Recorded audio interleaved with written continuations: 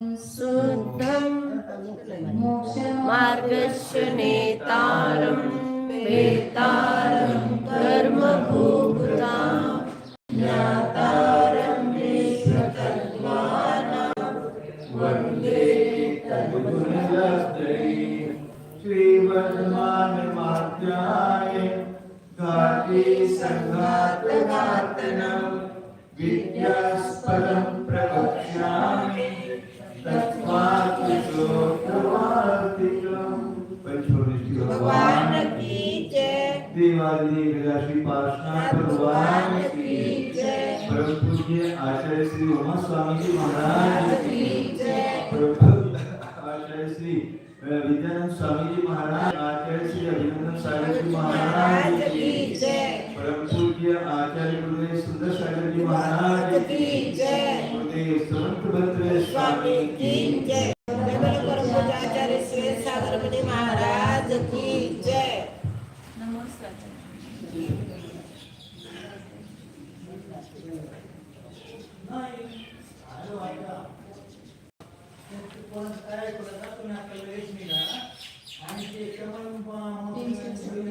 तीन सौ 36 पेज है, उसका हिंदी पढ़ना है। तो संस्कृत पढ़ाते हैं कि बौद्ध अंश दर्शन से अंश के तत्व को मतलब तत्व से आरोपित करते हैं और अंश को वास्तविक मानते हैं।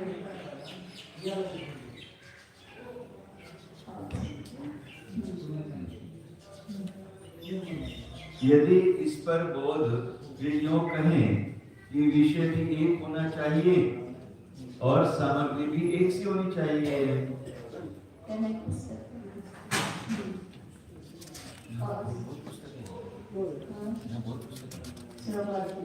ये आपका पाठ अंदर बहुत पुस्तक है। श्लोक पाठ को हाँ देखने पड़े। श्लोक पाठ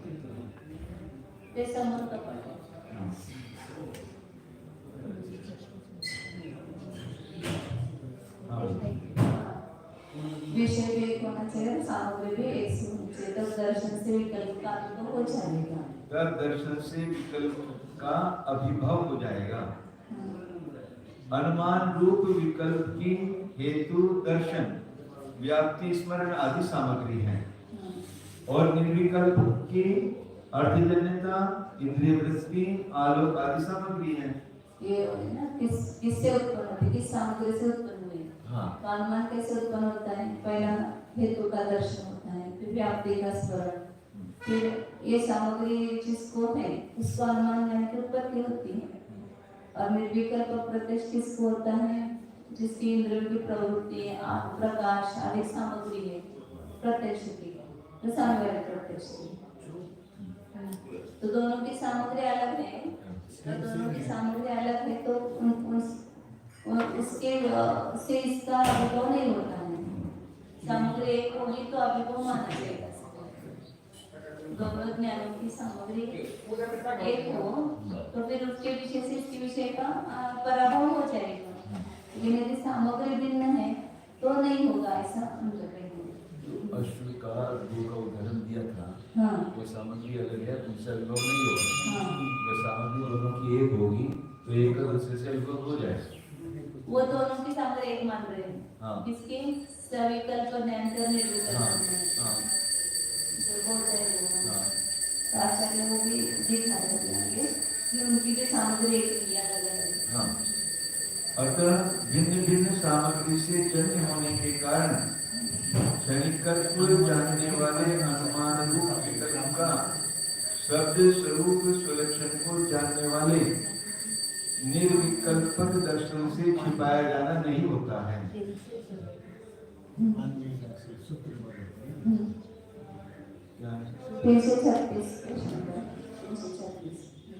ग्रंथकार समझाते हैं कि इस प्रकार बौद्धों का ये कहना तो तब हो सकता था कि यदि अभिन्न सामग्री से उत्पन्न हुए विकल्प ज्ञान और निर्विकल्पक का अभिभूत हो जाना तथा अभिभूत करा देनापन नियम से सिद्ध हो जाता, किंतु वह छिप जाना, छिपा देनापन तो सिद्ध नहीं हुआ है। ये बात यदि सिद्ध हो जाए कि जो अभिन्न सामग्री से उत्पन्न हुए हैं उसमें से एक अभिभाव्य है और एक अभिभावक है। ऐसी बात सिद्ध हो जाए तो आप जो कहते हो सिद्ध होगा कि विकल्प ज्ञान के द्वारा निर्विकल्प का अभिभव या निर्विकल्प दर्शन से विकल्प ज्ञान का अभिभव होगा। मतलब वो ढक जाएगा, अभिभूत हो जाएगा। लेकिन ये बात सिद्ध नहीं है कि जो दो ज्ञान जिसकी सामग्री एक है उनमें अभिभाव्य अभिभावक संबंध ये सिद्ध नहीं है। दोनों ज्ञान स्वतंत्र जाने जा रहे हैं।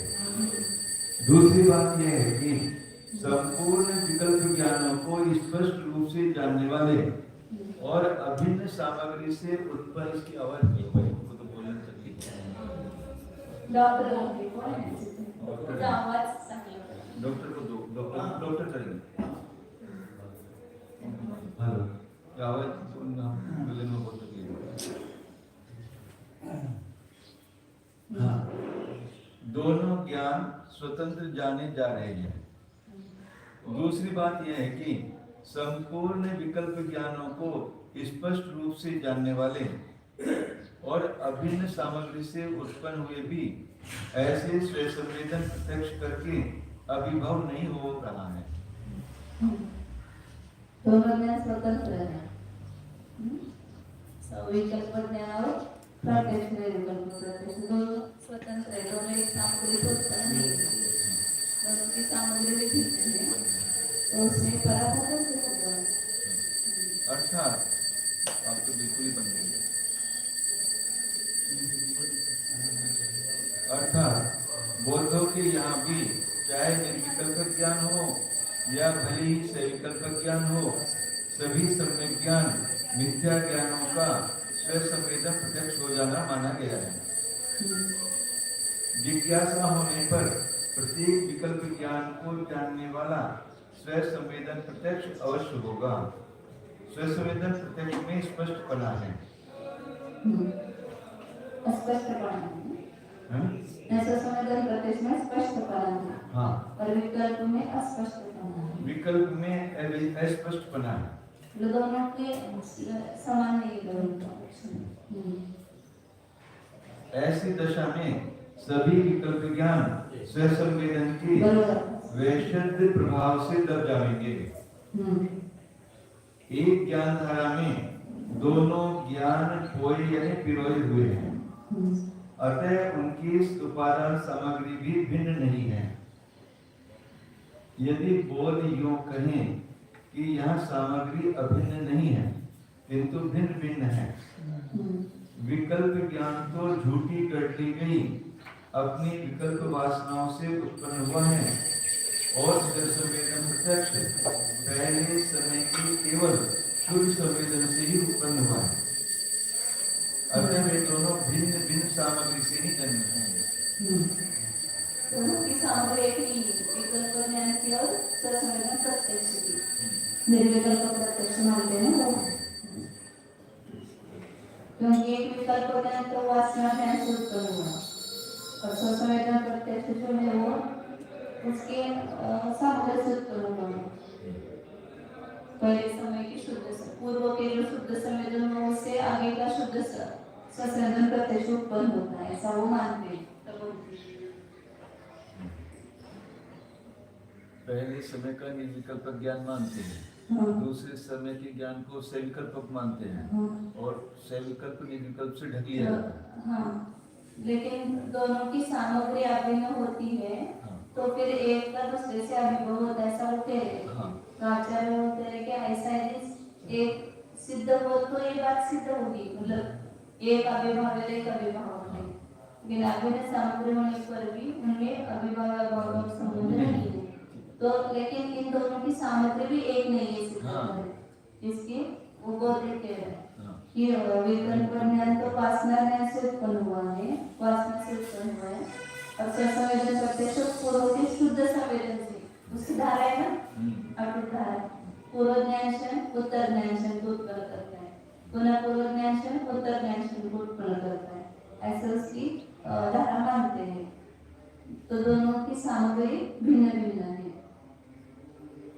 ऐसा मानने पर तो हम जैन कहते हैं कि इस प्रकार तो अंश के दर्शन से अंशी के विकल्प ज्ञान का अभिभव भला कैसे होगा? क्योंकि ये दोनों भी न्यारी सामग्री से उत्पन्न हो रहे हैं। इसी प्रकार बौद्धों के मुख से चैनल पाने के लिए आचार्य महाराज ने इतना वह किया। इस अवसर पर बौद्ध को बहुत बुरे ढंग से मुंह की खानी पड़ी, जिसकी कि उसको संभावना नहीं थी। ग्रंथकार का यह चातुर्य अति प्रशंसनीय है। अतः अंशी के स्पष्ट दर्शन हो जाने से अंशी का वस्तुभूतपना सिद्ध हो जाता है। लौटा जो घट है वो स्पष्ट दिखाई दे रहा है और परमाणु तो दिखाई नहीं देता है, और जो एक क्षणवर्ती वस्तु है तो स्पष्ट दिखाई नहीं देती है।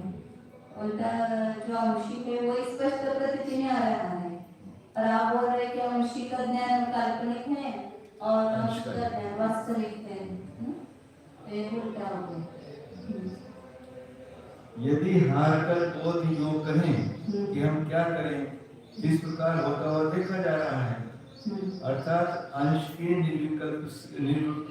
निर्विकल्पक से अंशी के विकल्प ज्ञान का छिपाया जाना देखा जाता है।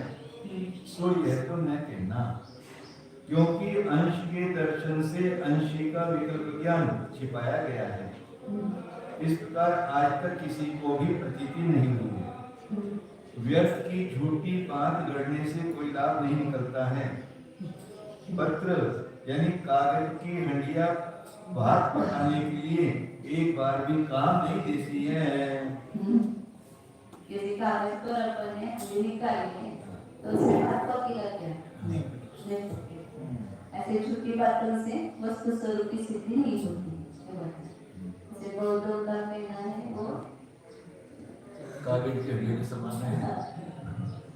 एक अंश है वो कार्य कर नहीं सकता है ना, पूरे अंश में कर ही काम करेगा। और अंश दिखाई दे रहा है ना सामने, उसको कैसे निकालें? घट का एक कण है, हाँ। वो पानी को धारण करेगा या पूरा घट पानी को धारण करेगा? एक वस्त्र का तंतु शीतने वाला करेगा कि पूरा वस्त्र शीतने वाला ठंड को दूर करेगा? तो अंशी ही की स्पष्ट प्रतीति हो रही है और उसको काल्पनिक है। और अंश जो है वो नहीं दिखाई देते, उसको वास्तविक मानते हैं।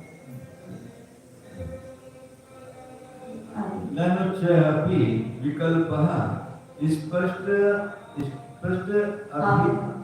आभा अनुभूयते न च असुयुक्तः तस्य स्पष्ट अवभासित्वेन व्याप्तत्वात् तदुक्तम्।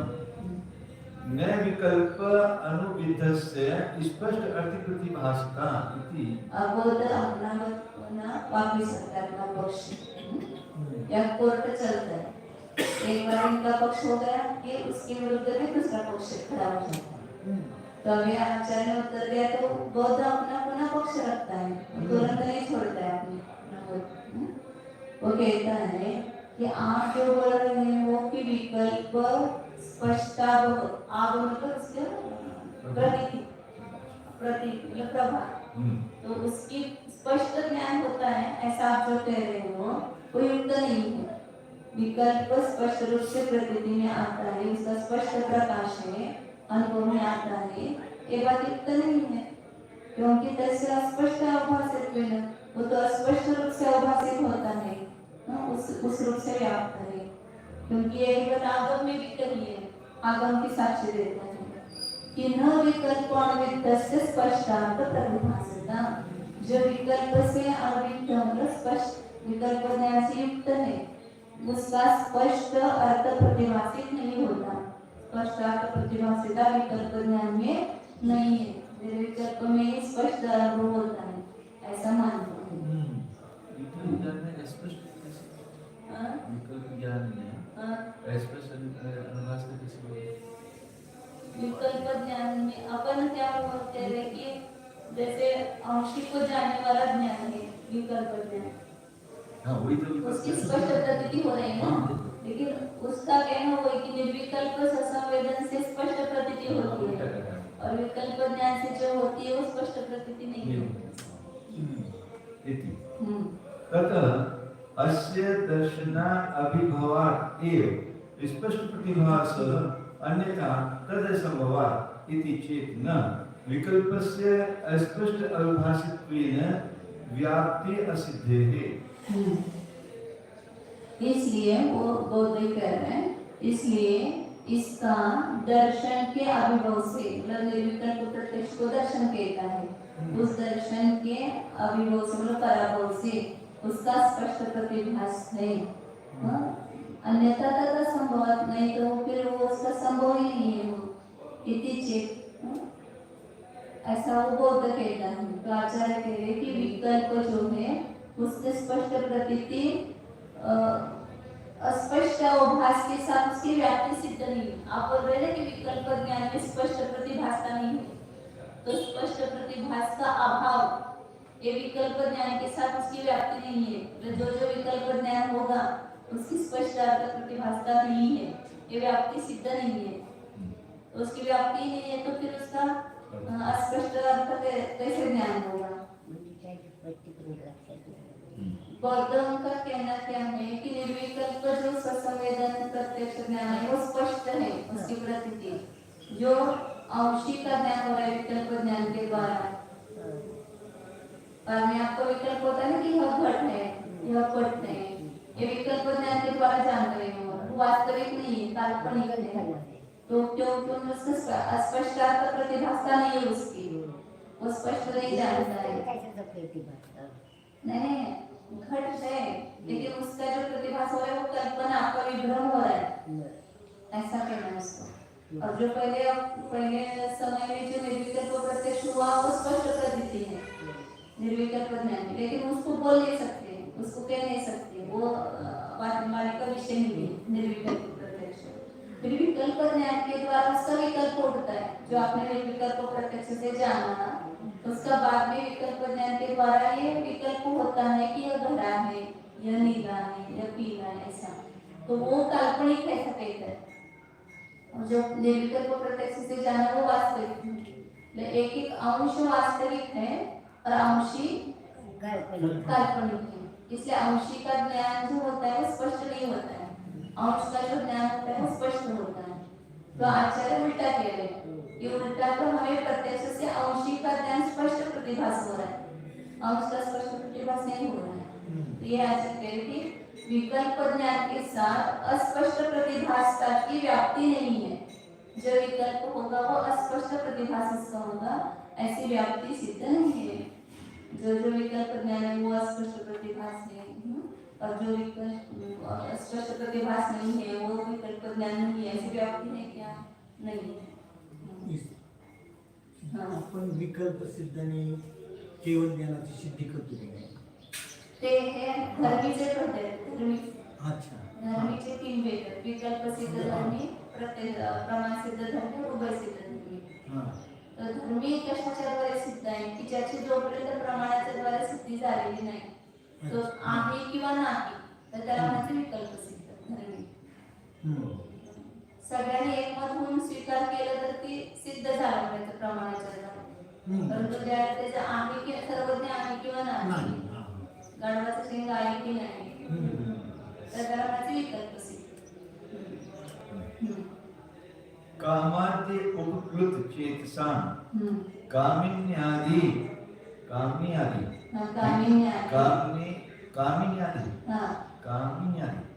विकल्पस्य स्पष्टत्व प्रतीतेः स अक्षरः एव प्रतिभास न विकल्पजः इति अयुक्तम्। निमीलित अक्षरस्य अंधकार आवृत नयनस्य च तद अभाव प्रसंगात्। उदाहरण देकर के बता रहे हैं, जैसे कामादि उपकृत चेतसा, मतलब काम विकार से जिसका मन विकृत हो गया है, विक्षिप्त हो गया है, तो वो स्त्री का विकल्प करता है, स्त्री को याद करता है, तो फिर उसको क्या होता है, उस समय अंधकार में बैठा है, वो है ना एक श्लोक, पीता पीतो कारागार, और आंखें बंद है, गाढ़ा अंधकार है, फिर भी उसका स्त्री का चेहरा स्पष्ट प्रतीति में आ रहा है, स्मरण करता है। तो वो जो प्रतीति हो रही है, स्पष्ट प्रतीति हो रही है ना, स्त्री के विकल्प की, तो उसमें वह अक्षरीय प्रतिभास, वो क्या कह रहा है बौद्ध, वो तो इंद्रियों से उत्पन्न हुआ ही प्रतिभास है, न विकल्प जो, वो विकल्प से उत्पन्न हुआ प्रतिभास नहीं है। तो आचार्य कह रहे कि ऐसा आपका कहना अयुक्त है, ये ठीक नहीं है। क्यों? क्योंकि निमीलित अक्षस्य, पढ़ा था क्या?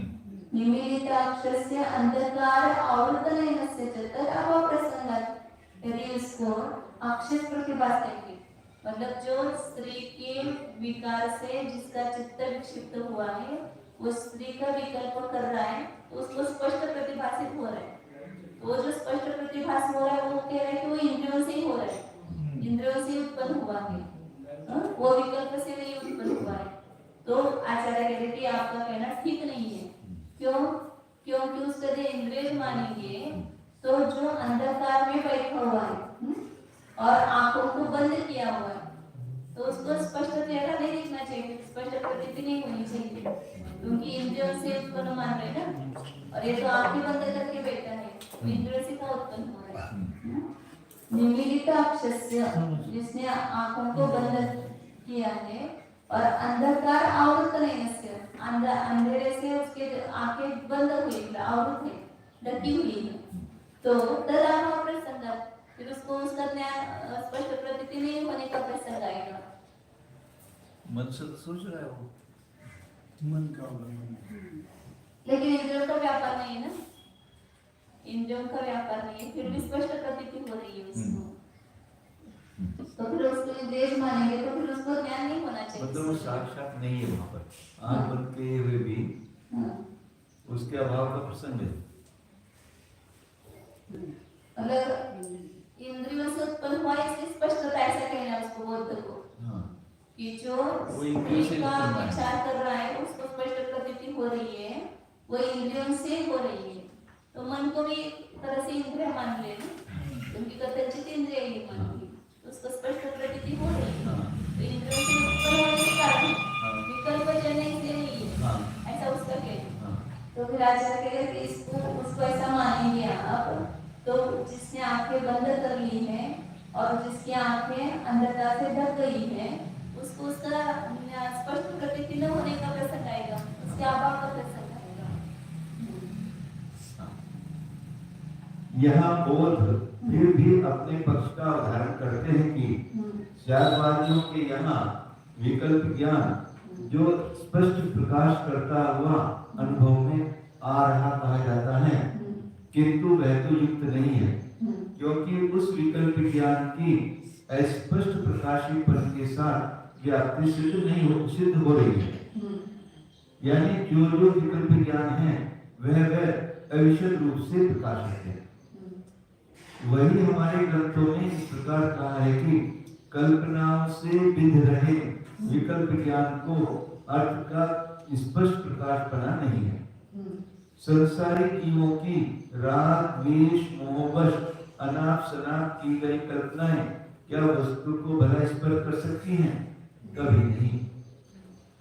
इस कारण इस विकल्प ज्ञान का निर्विकल्पक से अभिभव हो जाने के कारण ही स्पष्ट प्रतिभास हो रहा है।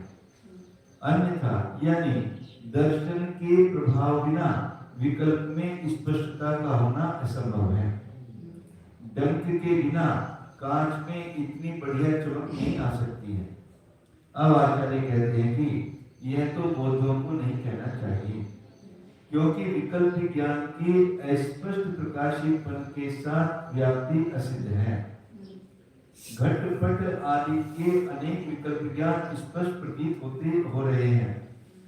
काम, शोक, भय, उन्मत्तता आदि से घिरे हुए चित्त वाले पुरुष को कामिनी, इष्टपुत्र, पिशाच, सिंह आदि पदार्थों के विकल्प ज्ञान का स्पष्ट पना प्रतीत हो रहा है।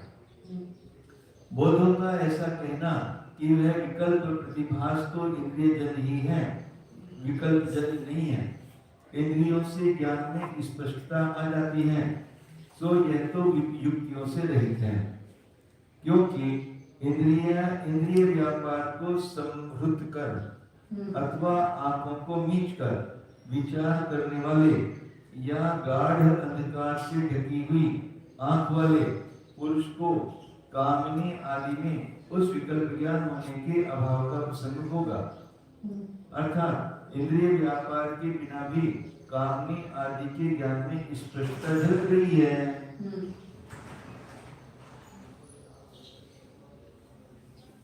हाँ, भावना अतिशय जनित्वा दंक के बिना कांच में इतनी बढ़िया चमक नहीं आ सकती है।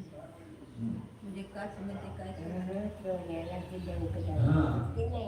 आणि काच म्हणजे सांगितलं तुम्हाला ते काचेला पाच म्हणून लागते ना कांच में जो पीछे से रंग लगाते हो हाँ उससे चमकता है। हाँ कांच चमक मतलब उसमें जो रंगीला बनाया जैसा डंक लगा होगा वैसा रंगीला मनी दिखाई देगी, स्फटिक मनी। उसके बिना तो ट्रांसपेरेंट ही है ना, उसके बिना तो कैसे दिखाई देगी। डंक में जो रंग आया है वो तो मनी में जो रंग आया है डंक के कारण ही आया है, उसका बोध कर देना है।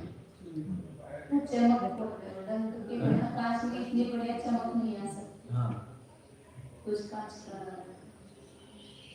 हाँ चले। भावना अतिशय जनितत्वात् तस्य योगी प्रत्यक्ष इति असंभाव्यम भ्रांतत्वात्। अब यदि कहेंगे बोध ऐसा कहता है यदि कोई कहेगा उसमें तो भावना अतिशय से उत्पन्न है, वो जो स्त्री की भावना कर रहा है ना भावना की अतिशयता से वो उत्पन्न हुआ है इसलिए उसको योगी प्रत्यक्षता है, तो ये तो असंभव ही है। उसको योगी प्रत्यक्ष कैसे कहेंगे, वो तो विकार से युक्त है क्योंकि भ्रांतत्वात्, वो तो भ्रांतपना होने से उसमें उसको योगी प्रत्यक्ष नहीं कह सकते।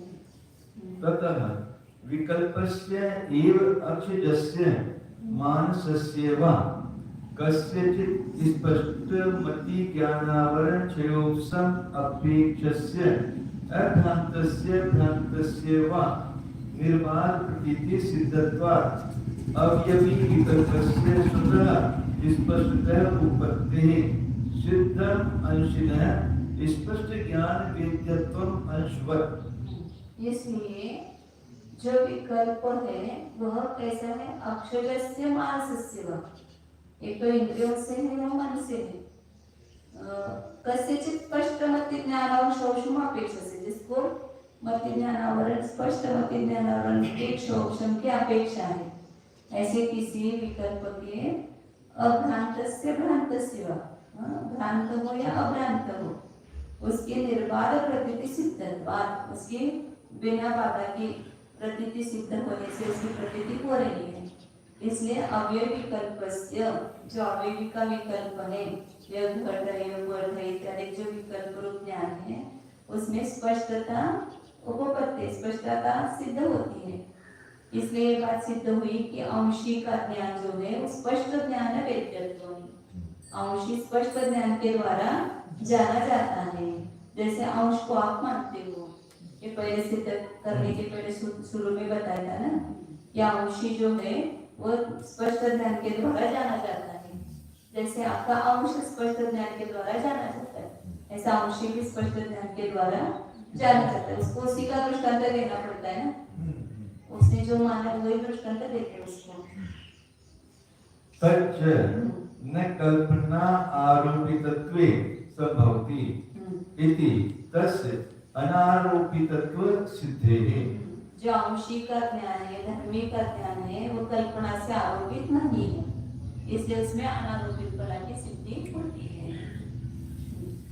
भावना ज्ञान के चमत्कार से उत्पन्न हो जाने के कारण उस कामनी आदि के ज्ञान को योगी प्रत्यक्ष मान लिया जाए, यह तो असंभव है, क्योंकि काम पीड़ित पुरुषों को वियुक्त अवस्था में कामनी का ज्ञान होना या शोकी पुरुष को मृत पुत्र का सन्मुख दिखना, ये सब विपर्य ज्ञान है।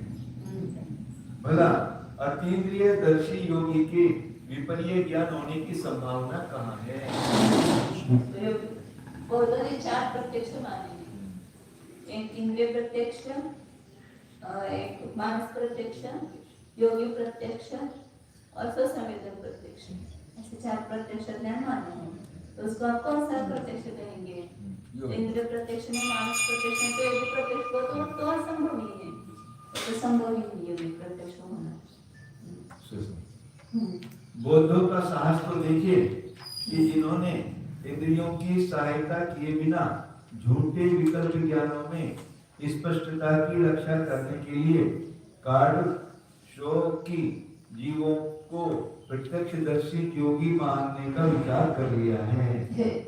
कामुक चाहिए क्या? कामुक और शौकी, कामुक होना चाहिए। हाँ। कामुक हो गए। कामुक और शौक, कामुक भी बोलते हैं क्या? हैं?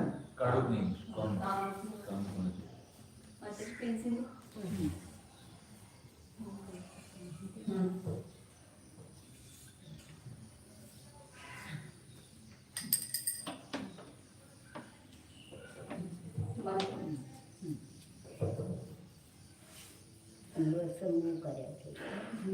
हाँ। ऐसी बुद्ध बने की बातों को भोंडा मनुष्य कह सकता है, बुद्ध बने। कल मेरा भाई आवेगा, चांदी का भाव गिर जाएगा इत्यादि प्रकार के प्रतिभाग से उत्पन्न हुए भावना ज्ञान कभी तो सच्चे हो जाते हैं, सर्वदा नहीं। किंतु काम पीड़ित शोकग्रस्त आदि पुरुषों के तो मिथ्या वासनाओं से हुए कामिनी पुत्र आदि को सम्मुख देखने वाले स्पष्ट ज्ञान तो सर्वथा ही झूठे हैं। जिसका पुत्र मर चुका वो शोक में सामने खड़ा जैसे कैसे देख, राम को लक्ष्मण देख रहे हैं। हाँ, हाँ। वही झूठे हैं। इस कारण बहिरंग इंद्रियों से जन्य अथवा अंतर मन इंद्रिय से जन्य किसी भी विकल्प ज्ञान को स्पष्ट मति ज्ञानावरण के क्षयोपम की अपेक्षा से स्पष्टपना प्राप्त होता है। वही उसको जो है ना पुत्र का ज्ञान होता है वो सच्चा होता है तो उसको शोक नहीं होता, उनके ज्ञान से तो आनंद आता है ना। वो यदि सच्चे होते तो उसको वापिस ज्यादा दुख होता है, यदि वहाँ याद आ जाता है ना तो वापिस ज्यादा आंसू आ जाते हैं, ज्यादा शोक होता है। भाव स्पष्टपना इंद्रियों से नहीं आता है, आचार्य कहते हैं। किंतु ज्ञानावरण के स्पष्ट क्षयोपम से ज्ञान में स्पष्टता मानी गई है। चाहे समीचीन ज्ञान हो अथवा भले ही भ्रांत ज्ञान हो, दोनों में स्पष्टपना अपने कारण रूप क्षयोपम से ही प्राप्त होगा। प्रकरण में अवयवी का विकल्प ज्ञान बाधक रहित प्रतीतियों से सम्यक ज्ञान स्वरूप सिद्ध हो रहा है। उसकी स्पष्टता भी स्वयं अपने आप होती हुई बन रही है। अतः अंशी का अंश के समान स्पष्ट ज्ञान से जाना गया पद सिद्ध हो गया। यदि अंशी को कल्पना से आरोपित मान लिया जाए तो वह स्पष्ट ज्ञान से जाना गयापन नहीं संभवता है। इस कारण उस अंशी को वास्तविक होने के कारण कल्पनाओं से अनारोपितपना सिद्ध है। यहाँ तक पहले दिए गए सम्मान की पुष्टि हो गई कि अंश के समान अंशी भी स्पष्ट ज्ञान से भेद्य होने के कारण कल्पना ग्रहण नहीं है, अर्थात अंशी या अवयवी वास्तविक पदार्थ है। और एक पैराग्राफ पढ़ते हैं। हाँ। ननु स्पष्ट ज्ञान वेद्यत्वम न अवयविनः अनारोपितत्वम साध्यति। कामने आदिना स्पष्ट भावना अतिशय जनित तद विकल्प वेद्येन व्यभिचारात् इति चेत् न स्पष्ट सत्य ज्ञान वेद्यत्वस्य हेतुत्वात्। बौद्ध कह रहे हैं कि स्पष्ट ज्ञान के द्वारा जाने जानापना वेद्यपना यह अवयवी को अनारोपितपना सिद्ध नहीं करता है। मतलब स्पष्ट ज्ञान के द्वारा जाना जा रहा है तो वह वास्तविक है, आरोपित नहीं है, ऐसा नहीं सिद्ध होता है। ऐसा कहेंगे तो कामिनी आदि का जो ज्ञान स्पष्ट आभासन हो रहा है उस अतिशय से उत्पन्न हुआ जो विकल्प के द्वारा वेद्यपना उसके द्वारा भी विचार आता है, क्योंकि वहां पर वो वास्तविक नहीं होते हुए उसको स्पष्ट ज्ञान हो रहा है ना। स्त्री के मुख का स्पष्ट ज्ञान हो रहा है, वो तो है नहीं वहां पर, फिर उसके द्वारा वे विचार आ गया कि नहीं आएगा। स्पष्ट ज्ञान के द्वारा जाननापना, यदि उसको अनारोपितपना कहते हो तो वो भी अनारोपित हो जाएगा, फिर जो स्त्री के ज्ञान हो रहा है उसको स्पष्टता है इस कारण से। तो आचार्य कहे कि ऐसा नहीं है ना, हमने जो हेतु दिया है वो कैसा दिया है, स्पष्ट सत्य ज्ञान वेद्य, खाली स्पष्ट ज्ञान वेद्य तो नहीं कहा, स्पष्ट सत्य ज्ञान वेद्य, सत्य ज्ञान के द्वारा जाना जाना, ऐसा हमने हेतु दिया है। तो इस सत्य विशेषण उसमें डाल दिया कि केवल स्पष्ट ज्ञान के द्वारा वेद्यपना कहते हैं तो ये व्यभिचार आ जाता, कामिनी आदि के ज्ञान से व्यभिचार आ जाता। लेकिन स्पष्ट सत्य ज्ञान के द्वारा वेद्यपना कह रहे हैं, अंशी के ज्ञान में अंशी का ज्ञान होता है क्योंकि वो स्पष्ट ज्ञान के द्वारा जाना जा रहा है, तो स्पष्ट सत्य ज्ञान के द्वारा जाना जाना ये हेतु है। तथा स्वसंवेद्येन सुखादिना अनेकान्तः इति अपि न मंतव्यम्। कल्पना अनारोपितत्वस्य अक्षितत्वस्य साध्यतया अनभ्युपगमात्। फिर आप बोलेंगे स्वसंवेद्य ज्ञान भी स्पष्ट है, सुख आदि का संवेदन वो भी स्पष्ट है, तो उसके द्वारा अनेकांत हो जाएगा। अनेकांत क्योंकि वो स्पष्ट है लेकिन वो ये नहीं है, अवयवी का ज्ञान नहीं है वो, तो इसलिए उसके द्वारा वे विचार आ जाएगा आपके हेतु में। आचार्य कहते हैं कि ऐसा नहीं मानना चाहिए क्योंकि कल्पना अनारोपित अक्षरत्व से साध्यता अनुकूल। यहाँ कौन से ज्ञान को सिद्ध कर रहे हैं, जो कल्पना के द्वारा आरोपित नहीं है, ये इन अक्षर से इंद्रियों से उत्पन्न होने वाला जो ज्ञान है उसको साध्यतया यहाँ स्वीकार नहीं किया गया। साध्य किसको है यहाँ पर, अंशी का ज्ञान जो है वह वास्तविक है, वह अनारोपित है, ना आरोपित नहीं है, ये सिद्ध किया जा रहा है। इंद्रिय से उत्पन्न होने वाले ज्ञान में अनारोपितपना ये नहीं सिद्ध किया जा रहा है। अंशी का जो ज्ञान हो रहा है उस अंशी जो है वो वास्तविक है, पारमार्थिक है, ये बात यहाँ पर सिद्ध की जा रही है। इसलिए वे विचार दोष नहीं आएगा। यहाँ पर स्वसंवेद्य और सुखादि का ज्ञान तो इंद्रिय जनित प्रत्यक्ष से हो रहा है ना, मानस प्रत्यक्ष और इंद्रिय प्रत्यक्ष से, तो उसमें अनारोपितपना सिद्ध नहीं करना है हमें। किसमें अनारोपितपना सिद्ध करना है, अंशी के ज्ञान में। परमार्थ सत्वस्य एव साध्यत्वात्। या जो अंशी है वो परमार्थ सत्य है, वो साध्य है यहाँ पर। ये इंद्रिय ज्ञान यहाँ पर साध्य नहीं है, इसलिए वे विचार दोष नहीं आएगा। यहाँ बौद्धों का स्वपक्ष की अवधारणार्थ आक्षेप है कि स्पष्ट ज्ञान से जाना गयापन रूप हेतु सो अवयवी का अनारोपितपना नहीं सिद्ध करा सकता है, क्योंकि विशुद्ध रूप हुई भावना के अतिशय से उत्पन्न हुए उन विकल्प ज्ञानों द्वारा जाने गए कामिनी पिशाच आदि करके हेतु का व्यभिचार हो जाता है। भावा स्पष्ट ज्ञान से वेद्यपना कामनी आदि में है किंतु वहाँ अनारोपितपना नहीं है। जैसे कामनी आदि कल्पित है तैसे ही अवयवी कल्पित है। अब आचार्य महाराज समाधान करते हैं कि यह तो न कहना, क्योंकि हमारे हेतु के शरीर में सत्य शब्द निविष्ट हो रहा है। वास्तविक स्पष्टपना सत्य ज्ञान में ही माना गया है। जो स्पष्टपने से सत्य ज्ञान के द्वारा जाना जाएगा वह अनारोपित अवश्य होगा। अब कोई व्यभिचार दोष नहीं है। तथा हमारे हेतु का स्वसंवेदन प्रत्यक्ष से जान लिए गए सुख इच्छा आदि से व्यभिचार हो जाएगा, यह भी नहीं मानना चाहिए, क्योंकि इंद्रियों से जन्म कल्पना अनारोपित पने को हमने साध्य नहीं स्वीकार किया है, जिससे कि सुख आदि में साध्य के न रहने से हेतु व्यभिचारी होता, किंतु वास्तविक रूप से विद्यमान पने को ही हम साध्य कह रहे हैं। भावार्थ कल्पना से नहीं, आरोपित पने साध्य में इंद्रियों से जन्मपना हमको इष्ट नहीं है। यद्यपि घट पट आदि अवयवियों में इंद्रिय जन्य ज्ञान से वेद्य होकर अकल्पित बना है, फिर भी सुख ज्ञान आदि से व्यभिचार होने की संभावना का लक्ष्य कर शुद्ध अनारोपित पने को यानी परमार्थ रूप से सत्पने को हमने साधित किया है।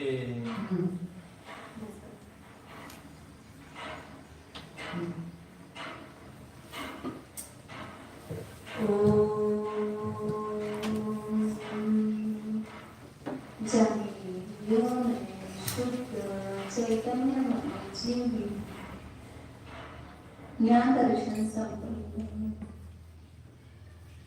अपने को देखिए, स्पष्ट ज्ञान से प्रतीति में आ रहा है। अनंत धर्मों से युक्त एक धर्मी अपने स्वानुभव प्रत्यक्ष से स्पष्ट प्रतीति में आ रहा है। मैं एक अनादि अनंत अखंड अनंत धर्मों का एक पिंड स्वरूप धर्मी हूँ, एक अवयवी हूँ, एक अंश हूँ।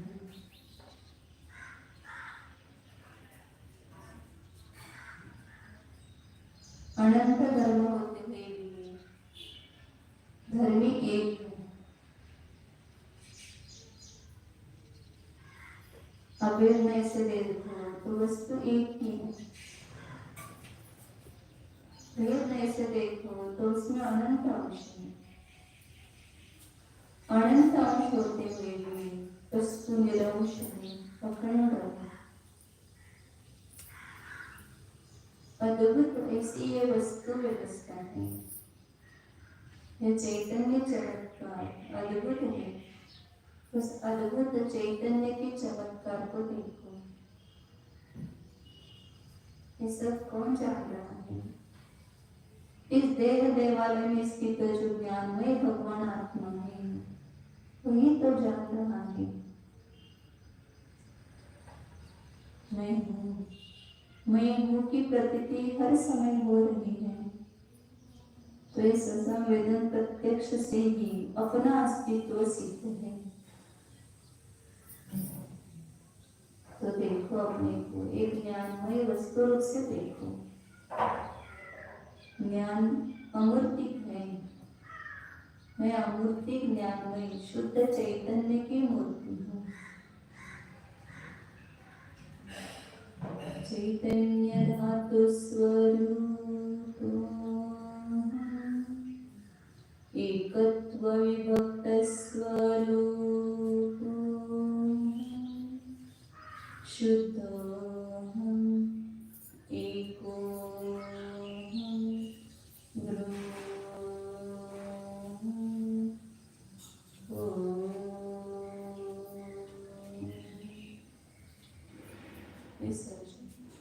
नमो